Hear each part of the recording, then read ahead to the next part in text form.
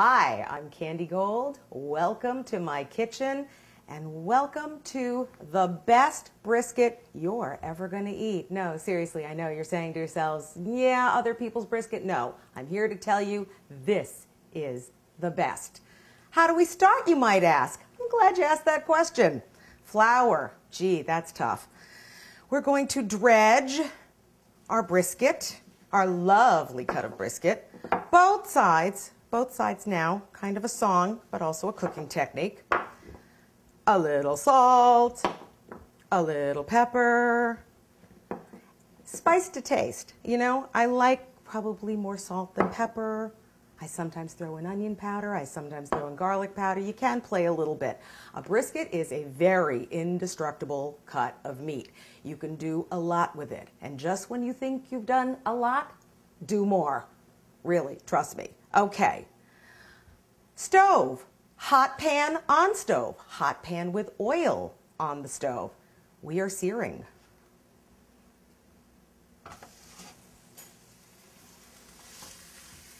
I actually put the pan on the stove for about a minute or so before I actually put the brisket in the pan. I like it to get hot and I like it to sear hot.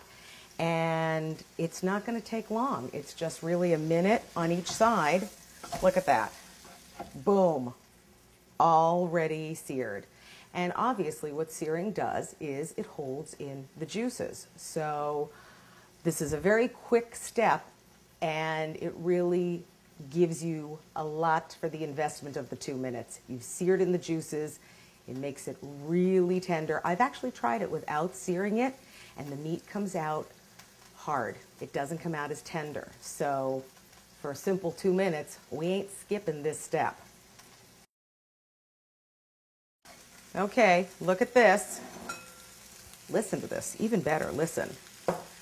And all we're gonna do is go right into our pan. Shut that off. Okay, now we are going to start building in the pan with all the ingredients that make the sauce that go on top of this. A lot of people have very traditional recipes, celery, carrots, whatever, and those are great recipes. I even have a friend who uses cranberry sauce and makes a brisket. That's a really good recipe. But this recipe is based on my mother-in-law, Marcia, years and years and years ago, got a recipe for short ribs, and this was kind of the basis for that recipe. But short ribs can be a little fussy, so she started substituting the brisket for the short ribs. You want that sweet, thick, gooey flavor, and absolutely this is the recipe that works. So I thank my mother-in-law, Marcia. This is amazing, and we've adapted it over the years ourselves. Her recipe calls for onions. I like using a combination of onions. It's also great to clean out your refrigerator. So if I have scallions or leeks or shallots or vidalias, whatever I have, I cut up and start throwing them in the pan. With the onions and the carrots, I like to go around the edge. I mean, a couple get on top, that's fine, but it's mostly for going around, it's mostly for the sauce. So our chopped carrots going right in along the side. Look at that, look how colorful it's getting. Okay, now in a bowl, these are the ingredients that really make this recipe sing. Okay, kind of little Asian infusion. We're starting with 6 tablespoons of soy sauce, a cup of water, 3 tablespoons of any sort of red wine vinegar you have on hand, 3 tablespoons of Worcestershire, a cup of ketchup. Lots of brisket recipes call for ketchup. This one does too. Cup of sugar. Because we are going to be making this a little bit hot, we want it also to be a little bit sweet. So we've got, our sugar, and then we have our chili powder. And that's where you get your contrast of flavors. Throw in a couple of cloves of chopped garlic, just for punch. Mix it up. not so hard to do. And we're going right over the brisket. This is where we dump right onto the meat. Easy, done, terrific. Now, preheated oven, 325. We are going low and slow on this baby.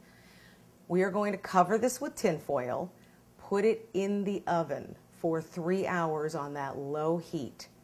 At the 3-hour mark, we are going to take our tin foil off, and we're going to have a lot of liquid, really a lot of liquid, because some of the fat has started to reduce out. And we are going to add crushed up ginger snap cookies. The ginger snap cookies work as a thickening agent. They are the secret ingredient in this recipe. And you crunch them up, just, crack throw. Mix them in, and you will see them start to melt a little bit. Put this back uncovered into the oven for about another hour. When it comes out, the sauce, obviously, because there is flour in ginger snap cookies, and the flour is a thickening agent, your liquid, like this, very soupy liquid, is now going to be a thick, rich, pudding-like substance sauce that will be on your brisket.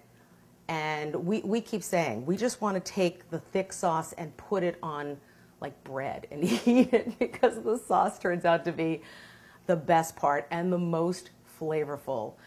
Okay, 4 hours of cooking time. It's worth it. It's fantastic. Our brisket has come out of the oven. It's hot, it's sweet, it's savory. I have put it on a lovely plate because the Pyrex was way too hot. So I am putting it on a platter and now slicing it. So look at some of these slices. Look how tender. Look how our vegetables have become like gooey, thick, sweet, syrupy, unbelievable. And the sauce stays. So hope you enjoy the brisket.